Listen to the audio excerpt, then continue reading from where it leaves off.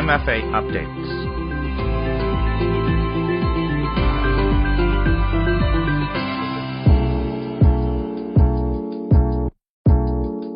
Hello, good morning, สวัสดีค่ะ and welcome to MFA Updates, a weekly program that focuses on Thailand's international affairs and activities.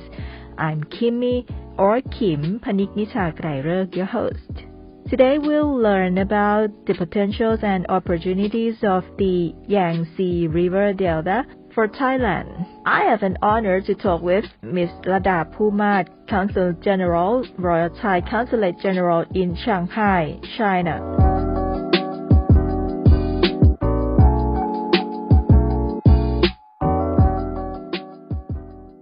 สวัสดีค่ะค่ะสวัสดีค่ะน้องขิม Good Such morning. an honor talking to you today. I know that you are the alumni of the Faculty of Art, Chulalongkorn University, and Yes. good morning, the listeners and fans of MFA Update FM 88 megahertz. All right. So first of all, can I ask the first question? That's very interesting. As some of the Thai audience may not be familiar with the Yangtze 是吧? Yangtze River Delta or YRD. Could you give us some introduction about the delta? Yes, of course. YRD is the abbreviation for Yangtze River Delta Economic Integration, which include one city and three provinces in the east coast of China, namely Shanghai, Jiangsu, Zhejiang, and Anhui. Mm-hmm. The word YRD might be a new term for Thai people, but actually we have been very familiar with the large part of this area under the name Jiangnan. Literally, Nan. Nan in Chinese, right, means south. South, yes. Jiang, yeah, I know because you studied Chinese before. Jiang is Jiang River, equivalent to Yangtze River Delta River, which all of these mean the area south of Yangtze River, or sometimes pronounced as Gangnam in Thai translation. Maybe Kim and our fans of MFA Update has known well that Her Royal Highness Princess Mahachakri Siritorn once visited Jiangnan, particularly in the areas of Jiangsu and Zhejiang in April 1999, and she wrote a book which many of us know with the title of Jiangnan San Ngam or Jiangnan Hao. So it means this area of Yangtze River Delta. I would love to say that the area of one city and three provinces in the Yangtze River Delta combined, it's only about 4% of China in terms of area base. Mm-hmm. But its population roughly about 340 million. The combined GDP of this Yangtze River Delta account for almost 1/4 of the whole country. You know what? It's about 6.5 times that of Thailand. The region is also a major gateway connecting China with the rest of the world. Almost 37% of the country international trade is done through this area, YRD, of which the value of 3.5 times that of Thailand's foreign trade. So that's mean a lot potentials of this area. In fact, the GDP per capita of Shanghai is the highest in the country, and Shanghai is the only city in China which has total GDP more than 2 trillion RMB, while Beijing ranks number 2 with 1.9 trillion RMB. So actually Shanghai GDP per capita is higher than Beijing. Interesting. You see, that's why this is the highest in the country. It's in Shanghai. And in terms of all the Chinese provinces, Jiangsu, which is one province under the YRD, the GDP is also the highest among all the Chinese provinces. Jiangsu total GDP is the second largest in China, only next to Guangdong province. And the international trade of YRD in 2021, despite the pandemic, it still grew as much as 4.56% from 2019. And I checked the statistics just recently. It shows that in the first half of 2021, this year, first half, it means 6 years, January to June, the YRD international trade value has increased by 32.9%, accounting for 36.1% of the total trade value combined in whole China. We know about the background of the YRD. Could you tell us more about specific potentials and opportunities for Thailand in the YRD region? We should know that the products from Thailand to YRD are in major clusters such as machineries, electronics, integrated circuits, plastics. It is interesting that this year fruits from Thailand, especially premium durian, are on high demand of the Yangtze River Delta consumers. And this is in fact has produced high numbers of income to Thai agricultural business. And Nong Kim, for the investment itself, we have the Chinese investment in Thailand coming from the Yangtze River Delta, and many of which located in Thai Chinese Rayong Industrial Zone, managed by the Holy Group from Zhejiang province. It's also under the YRD. We also have the investment of Site Motor, which is one of the China's largest automakers based in Shanghai. They have joint venture with Thailand leading company investing in the area of the EV, electronic vehicle, and automotive for the future industry. Again, if you know about ZTE, Huawei, Alibaba, which have been investing a lot in Thailand, they are also coming from the YRD in this area. And in terms of the port itself, the region YRD is home to both Shanghai Port, which has been ranked world's number one in terms of container throughput.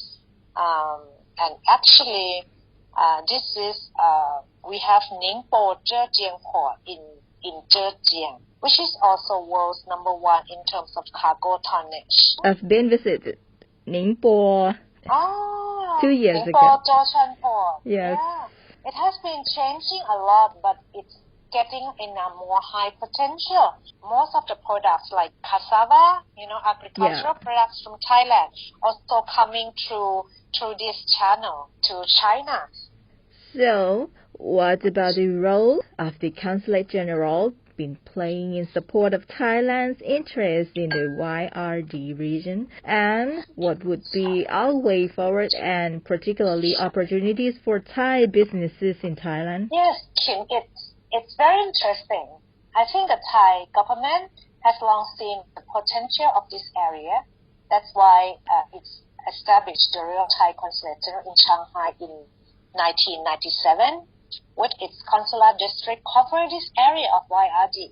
And our Consulate General has ever since been actively promoting the cooperation between Thailand and YRD. I myself just assumed the duty of Consul General in Shanghai only 8 months, but we have been very busy arranging different activities, one after another, covering all aspects of cooperation, and effectively put Thailand on the radar screen of both local authorities, businesses, government think tanks, as well as international community here, which actually the largest in mainland China.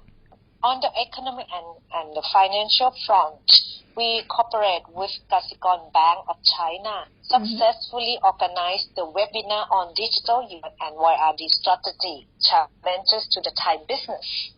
Last year, the idea behind the activity is to equip the Thai entrepreneurs with awareness about the latest trend of digital yuan and how we should prepare ourselves when it soon arrives in full scale.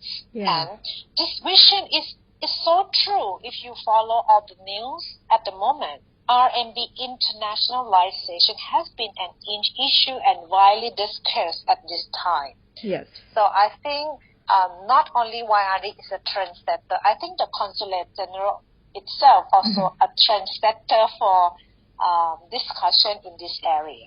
In terms of economic cooperation, we just organized the 4th Bangkok-Shanghai Economic Conference on topic of synergizing Thailand's BCG with China's high-quality development from Eastern Economic Corridor or EEC of Thailand to YRD. Yeah. And this is very interesting that it's very successful. We have around 60 government officials, business executives show on site, while we have like 5,000 people across China join live broadcasts. We can also work with the authorities in Thailand. So we get very good support from the high level.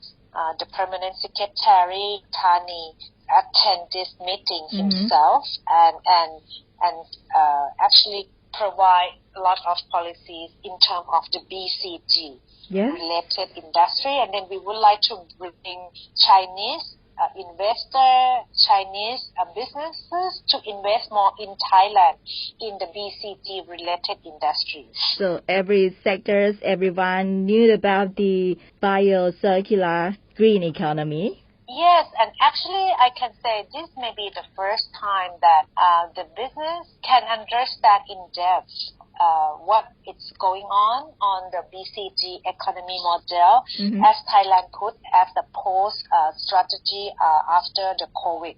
And I would like to highlight also that Shanghai is hosting the CIIE in November every year. And normally we have Thai investor coming to Shanghai offline. So that's one of the big events that Thailand business can engage more. And you know what? As we are pushing for Muay Thai to be popular and to be recognized worldwide, it's one of the parts of that we can expand our products in the Chinese market. Yes, it's also soft power. As I mentioned, like Thai massage, Thai spa, Thai theme, Yeah, of course. So everyone knows about Thai style, the way of life. Yes, and it's very popular, Nong Kim. After we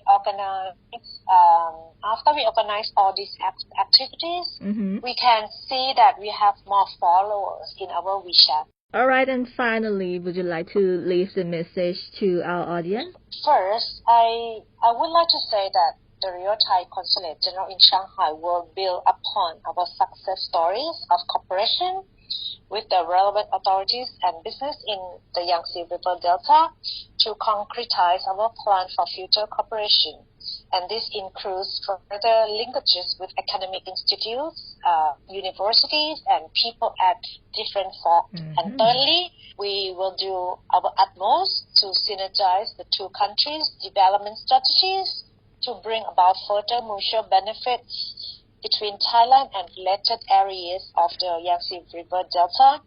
We believe that Thailand and China, in particular Thailand and the EEC and the YRD, we have more opportunities ahead in different levels of partnership, such as R&D, research and development, definitely, business and investment partnerships, as well as regional partnerships. And I would like to highlight some areas of targeted industries and BCG partnerships. All right, thank you for joining me in this program and hope to see you again maybe in Shanghai. Yes, of course, Nong Kim. Always welcome. Take care. Bye-bye. And that was Ms. Lada Puma, the Consul General, Royal Thai Consulate General in Shanghai, giving us the updates on the potential and opportunities of the Yangtze River Delta or YRD for Thailand. Thanks for listening. and I'd like you to follow the previous episode on YouTube channel MFA Thailand and Facebook page FM 88 Radio Thailand English and see you again until next time สวัสดีค่ะ The Ambassador